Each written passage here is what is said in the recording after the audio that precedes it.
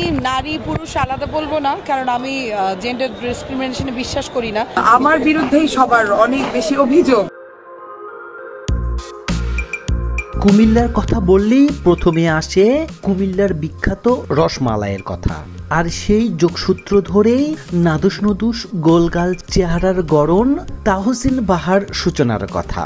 তাই বর্তমানে কুমিল্লার রসমালাইয়ের নাম দিয়ে সোশ্যাল মিডিয়ায় তাকে অনেকেই খুঁজছে হন্যি হয়ে, তার ভক্ত শুভাকাঙ্ক্ষীরা।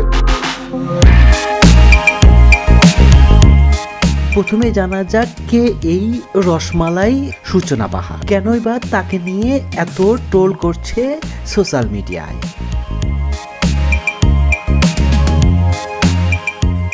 তাহসিন বাহার সূচনা কুমিল্লার প্রথম নারী মেয়র নির্বাচিত হন আওয়ামী লীগ থেকে। তার বাবা কুমিল্লা ৬ আসনের সংসদ সদস্য ছিলেন আকম বাহারউদ্দিন।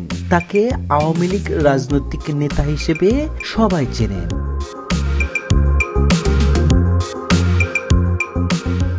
বাবার হাত ধরেই সূচনা বাহার আসেন রাজনীতিতে। শুধু তাই নয়, সূচনা বাহার কুমিল্লার মহানগর আওয়ামী লীগের সাংগঠনিক সম্পাদক হিসেবেও পদে ছিলেন। এছাড়াও সূচনা বাহার একজন ডাক্তার, মানব সেবা দিয়ে জনগণের কাছে মানবতার উপাধি অর্জন করে। কিন্তু তার উদ্দেশ্য ছিল রাজনৈতিকভাবে প্রকাশ হয়ে বাবার আসনে থাকা।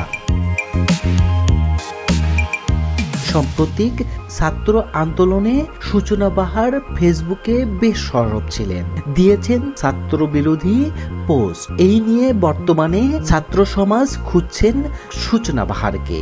ঘটনা নিয়ন্ত্রণের বাইরে যাওয়ায় শেখ হাসিনা পদত্যাগ করার আগেই সূচনা বাহার সিঙ্গাপুরে পালিয়ে যান।